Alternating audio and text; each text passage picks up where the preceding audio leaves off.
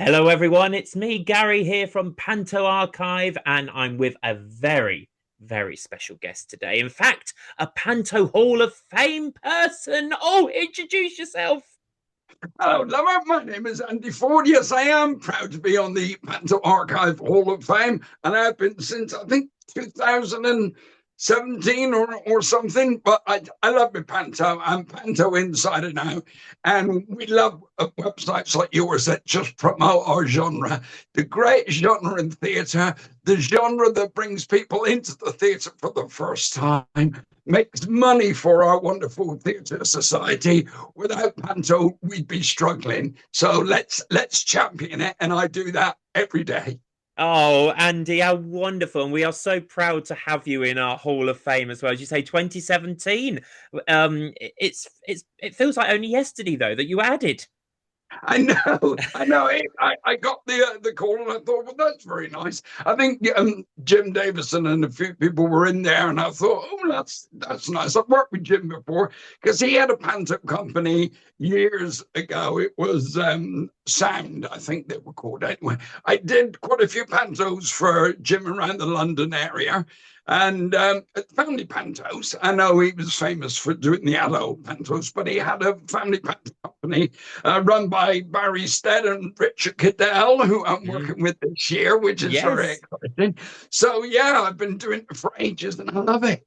Yeah, and you've obviously got, as you say, you're with Richard this year, who's in the Panto Hall of Fame as well now with Sooty. Is he? When did he go Yes. in? No, the year before, 2 years now ago. Fantastic. So, two Hall of Famers on the same bill. What Yes. about I know, fantastic, isn't it? that? Oh, Andy, I'm so excited. I've got so much to chat to you about, but I mustn't be Right. rude, obviously, to start with. I must ask you what you're drinking, and I brought a special cup for you today because look, I've got my theatre with stars on for you today because you are a theatre star. Thank you, my lover.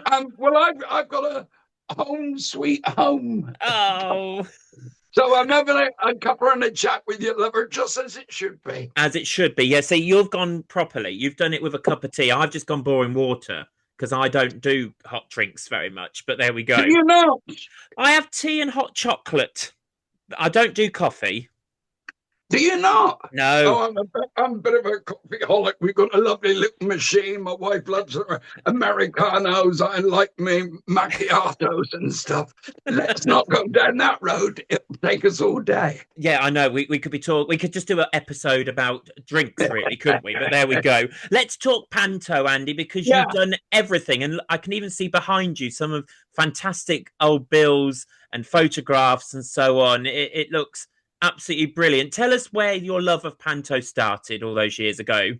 right. Okay. Well, to be honest, my first big panto experience was in the mid 80s, I would say, maybe early 80s. I took my children to Plymouth to the Theatre Royal to watch Aladdin starring Danny LaRue.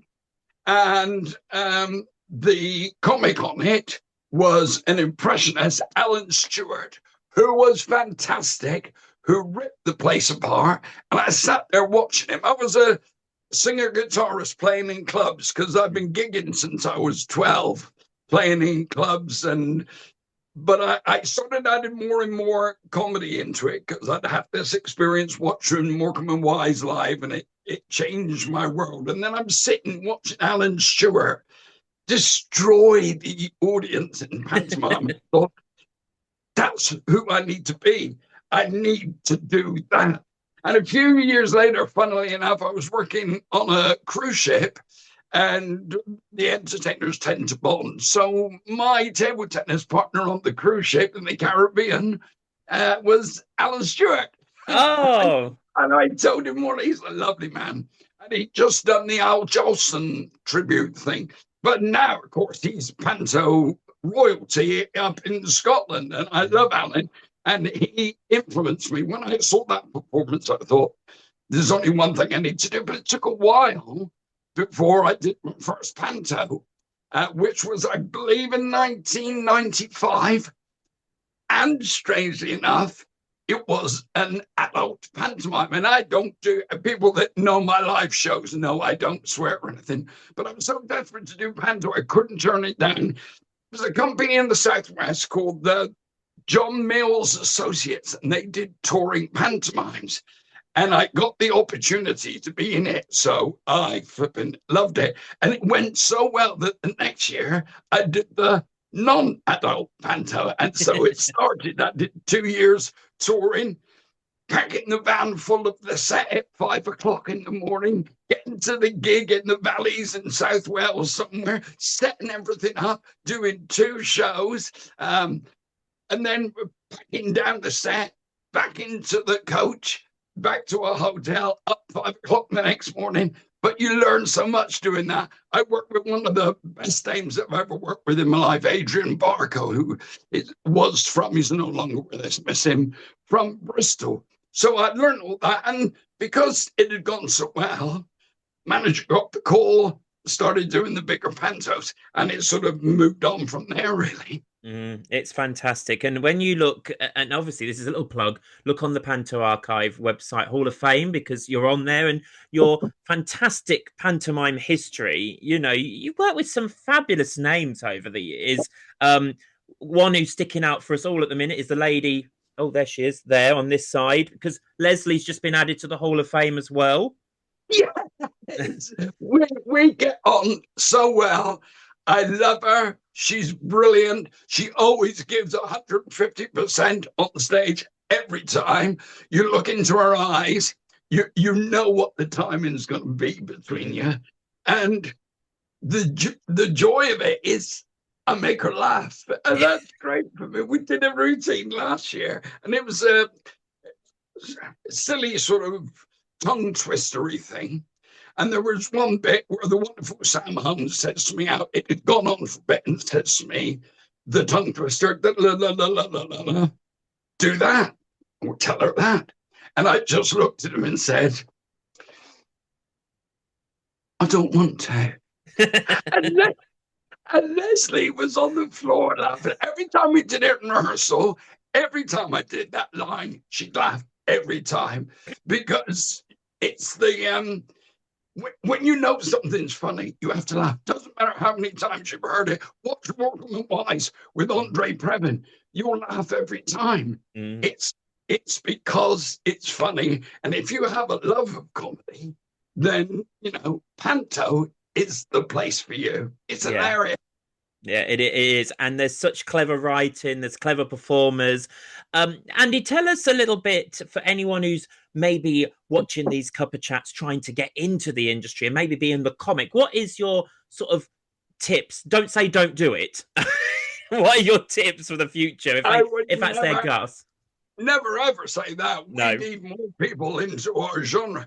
I mean, and it's quite interesting because I've never really done the comedy club circuit per se, because I suppose you can say I'm more of a family comics, surreal and hopefully thinking outside the box, but I don't stand there and effing blind at people. But so if you don't do comedy, but you want to do pantomime, you have to start doing comedy. And the best place to learn is a local village hall society, that local panto society that do the amateur ones. Get in there, learn. Go to pantos, watch the stars, the comedy stars of the panto. Watch how they deliver. Sometimes less is more. When you start off, you try so hard, and you get older. That's the thing I've noticed. You can just sit back into the comedy slightly, but you can't sit back into it until you bust the door down. And you do that with enthusiasm and making sure you do it every year. Learn, watch. And if you're still with it at the end of that, it's because you love it. Yeah. Panto is very precise.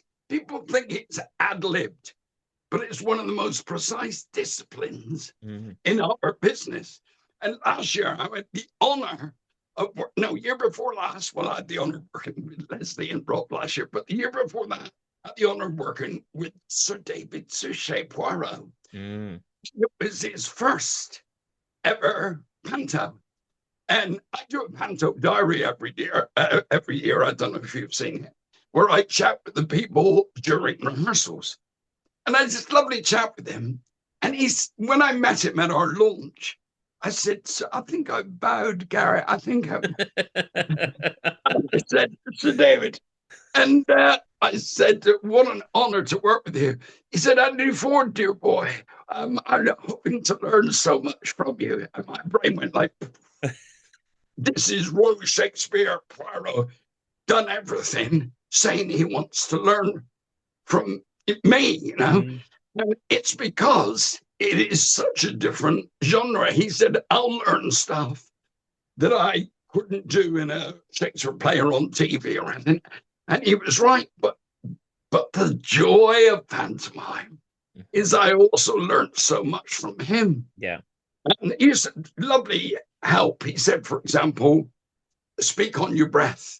So if you're doing a line, rather than trying to get it out while you're doing that, you breathe in, and as you breathe out, you have more power when you're talking it. And that's something I'd never really thought of before.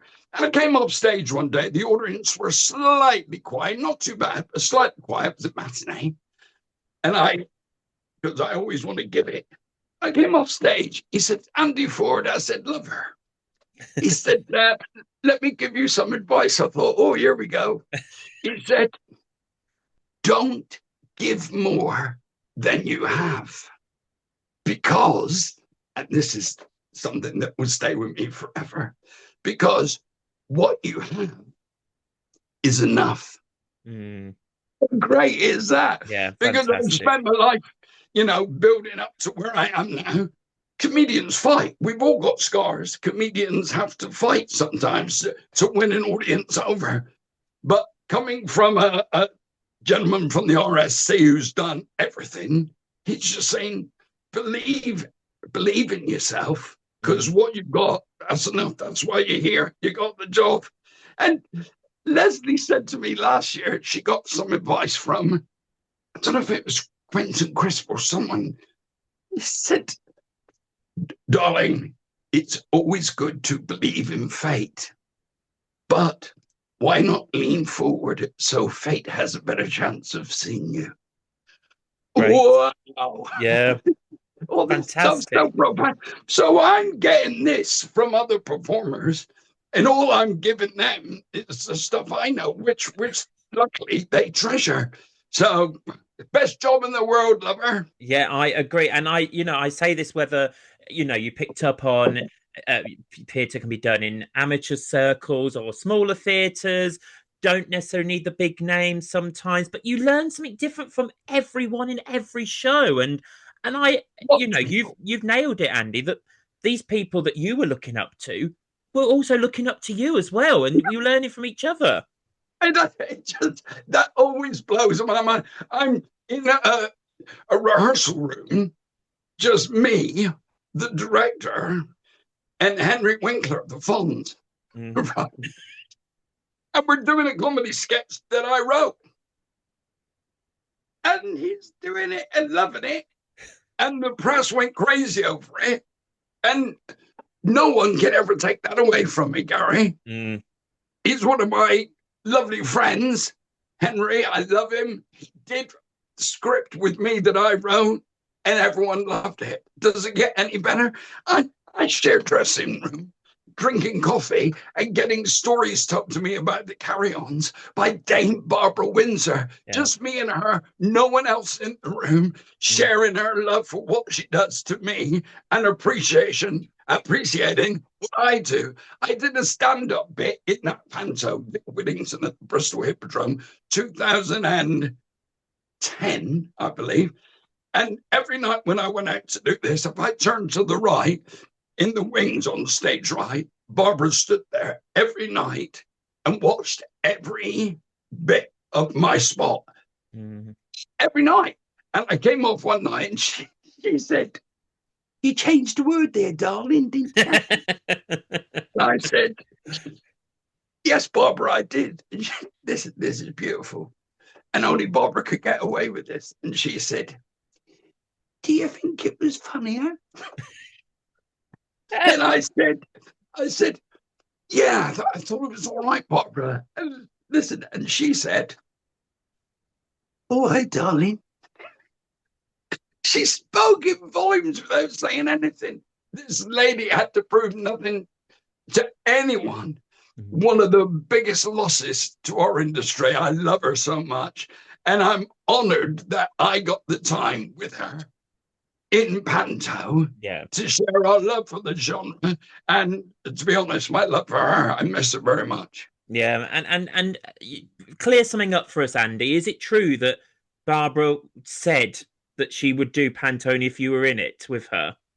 I was written into her contract. Yeah, When she came fantastic. out of EastEnders, two of the main clauses for Panto in Bristol. One was a brand new set, cost £1 million at the time, and it was And one of the other clauses was Andy Ford must be the lead comic, because we were meant to work together years before. I told you I was working with Jim Davison, and he rang me up and said, "Do you want to go to Nottingham as buttons to Barbara Windsor's Fairy?" And I said, "What? Yes." Anyway, it was all put in place, and Barbara got ill that year, and her legs, she struggled with the legs and couldn't do it, and I was gutted. And her husband, Scotty, who I love, great friend, he went on to work for First Family, the Panto company. And he said to me that Barbara said, if she's ever well enough to come back and do Panto, it would be with you, Andy. And I thought, well, that's such lovely things. It'll never happen. But it did. It did. And I've got it forever, mate. Yeah, and memories like that, no one can take it away from you and from those audiences that still rave about it all these years in the future. It's just incredible to look back and see all the different titles that you've done and all the different people that you've entertained over these years. Does it come with any added pressure from, again, maybe people who've never been in a panto before? Does it come with anything when they see your name up there in lights and on the bills? Well, you have to do it, Gary. You have to, right? I mean, yesterday, I just come back from seeing my grandchildren down in Exmouth. The little one just turned 13. Oh, my God. And so I came back, and I had the script recently delivered, the draft script for Bristol this year. And the producer said, everything okay with the script, Andy? I said, I've just come back from Exmouth, but I'll do my rewrites tomorrow because I'm very lucky that they allow me to tweak the comedy. Ed Curtis writes the scripts, and they're really good and really funny. But I sort of put my Andy Ford bit into it, the way I speak, maybe not that gag, but that one instead. Is that all right? So I get the chance to do that. That all went off yesterday. I'm not playing the Silly Simon role this year. I'm playing Farmer Andy in Jack and the Beanstalk, and there's some really funny stuff. I did a wonderful routine last year with Rob Rinder and Snow White, and I've got it again this year, but with Will Young. So I'm very excited. But talking about the other stars, sometimes I digress, Gary. You have to forgive me. No, you carry on, love. I love it. the beauty of working with other people in a panto, and panto really is about the cast. And some comics over the years, or when they're starting out, could make the mistake of saying, I've got this, is all about me, I'll make it funny, that line's funny. But the thing is, everyone of the cast is bringing something to the party. Yeah. What Leslie brings, I could never do. What Rob Rinder brings, what all these stars bring, I can't do. And it's not my job to stand there. In fact, the producer actually said this, and I won't say who were involved. It's not my job to stand there and say, look at me, don't worry about them. Because the power of the panto is in the piece with the full cast. Everyone gives their best. I worked with David Hasselhoff. I just dropped that in there for no purpose. I worked with David Hasselhoff. And I was out cruising somewhere in an airport in Scandinavia somewhere. Came up with this idea because we had to do comedy routines together. But David Hasselhoff, fantastic personality, powerful voice, but not comedian. So how's this going to work, Andrew? and this has been copied in various pantos, I have to admit. Well, I came up with me being Smee, always there for the captain. I was the wind beneath his wings.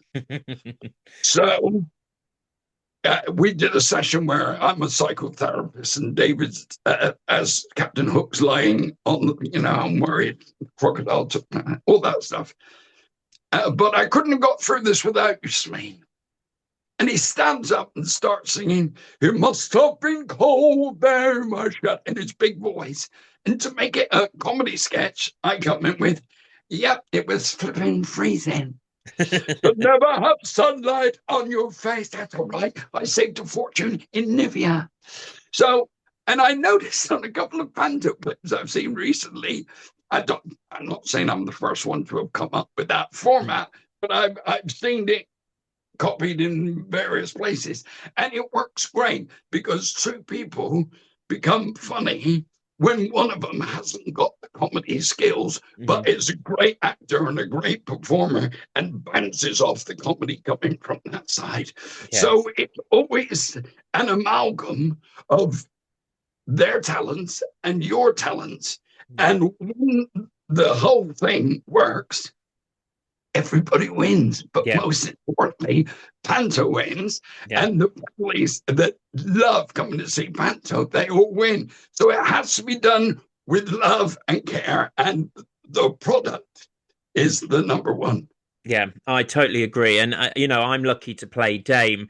And it's always a joy every year for people to come up and go, "Oh, you were absolutely fantastic. The show was better this year." But as you say, it only is because you've got a fantastic team behind you, and not just on stage. We must always say as well, we've got a fantastic team backstage and off in the wings, and even not in the rehearsal room. Yeah, exactly. Everyone. You come out and go, not quite so funny. Everyone, you're exactly right, and very wrong of me not to have mentioned it. I've probably got round to it, but yeah, everyone is working to the same end. Director, producers, sound, stage management, wardrobe. Everyone is so important. People that work the spotlights. Yeah. If they're not paying attention and do that, your big moment is lost. So we rely on each other. Fantastic. It's fantastic. Just came into my head. Rely on each other from one level to another. What song's that? Oh, Islands in the Stream. There you go. I love these little moments of yours, Andy, that just comes out of nowhere. The great thing about rehearsal is I used to try and write every gag down and send it off. Can I do all these? And now, Jonathan Kiley said to me last year, he said, just come to the rehearsal, play with it, and see what happens. I rewrote 2 sketches during rehearsal last year in my hotel on my computer. So it grows because we're humans. This ain't AI. We are real people. And when real people get together and someone says, "I want to say that," and I'd probably say, "Never," like that. And I go, "That's really funny." I'll come back with, "Ever?" It happens on the fly. Yeah. And the stage manager writes it in if the director thinks it works. So comedy always changes. I spoke recently, just after the COVID thing hit. I did a series of interviews with famous people and Panto people about, trying to get through it. And Billy Pierce, the fantastic Billy Pierce, up in the Alhambra in Bradford. He hasn't been well. I hope you're doing well now, Billy. I love you. He was chatting, and he said to me that he never learns. And Les Dennis said the same. Never learn the script until you get there. Because it's going to change. I try to learn a bit, especially the non-comedy bits, because it's the non-comedy bits I forget. We're standing around rehearsal, silence. got to be my line. It must not be my line. If it was a comedy line, I'd be waiting for it to time it. But if it's just a script line, sometimes it goes. My discipline for that and for dancing, it's not as good as it should be. I love doing it, but my brain always looks for the comedy first. Mm-hmm. You know, that's the thing. And choreographers have learned a bit with me now. And they go, okay, so it's leg kick, turn, but Andy, you just stand there and do that. Really, I'm so bad at the choreography. You know what? It's really nice because we were talking to someone the other day and we were saying about what your sort of getting ready for Panto, what your prep is for it. And I did say at the time that I've got to the stage now where it's not good to learn before you get there because you find stuff, don't you, in rehearsals? I think, you know, and there's nothing wrong with this whatsoever, but you know, some groups maybe do it for 6 months, and you know, sometimes we only have a week or 2 weeks to make these pantomimes. The only exception to that is when you've got something ridiculous like the Susie sells sushi and the sushi. You know, you have to try and nail them a bit before you get there. Yeah. Leslie and I did the Mr. Who, Mr. What, Mr. I don't know, which is a take on Abbott and Costello's Who's on First Base. And you've got to have them in there a little bit because you can't change through that. You can't add an extra line that's written so precisely. I know it's comedy, but it's not comedy you can play with that. No. Maybe with a look or a hook, but no words change. So try and get that. I've got one this year with Carrie Dupree about when the cow has to go to market. It's Jack and the Beanstalk. And it's very precise. It's just the two of us, and we're relying on each other. And so we've really got to concentrate, try and get it in our brains before we get to rehearsal. And then we'll find the moments, the breaths, the turn, the double take, you know, all that stuff. Yeah. We can hone. But if you go in there not knowing it, you're in a bit of trouble, which is different to the comedy moments that are more gag orientated. Do you know what I mean? Am I talking sense here? No, you are totally talking sense. I had the who's at the front gate, what's at the back gate, you know, one of those routines. And it, as you say, if you don't get it right, you know, and this is the joy again of Panto, is that everyone thinks it's so chaotic, it's so fun, they're clearly making it up. But as you say, moments like that, you've got to get it right, haven't you, Andy? Or it just doesn't work. Well, and also, if you get it wrong, you try and, in a situation like a routine like that, you try and cover up or make it yours or whatever, it goes on too long. Yes. What producer once said to me, bigger, brighter, better. Keep the pace up. Because we've got little attention spans in the audience of 4 and 5 years old. And that's the joy of Panto. I'll do a gag, and if it's for the audience, for the adults, then maybe there's a trip at the same time for the kids. So everyone's still laughing at the same time, but at different things. Yeah. And the parents go, they don't know what we're laughing at. And the kids go, he just tripped over. So that's the skill set that's not available in any other form of entertainment, I believe. Yeah, I totally agree. Andy, we're already running out of time, but I've got a couple more things. I know, it's ridiculous, isn't it? We'll have to, can we have you back again another time? Because we've got so much more to gossip about. Let's do it on a Tuesday. Yeah, of course. You let me know. Because as I'm talking to you, I'm thinking of all the stuff I left out.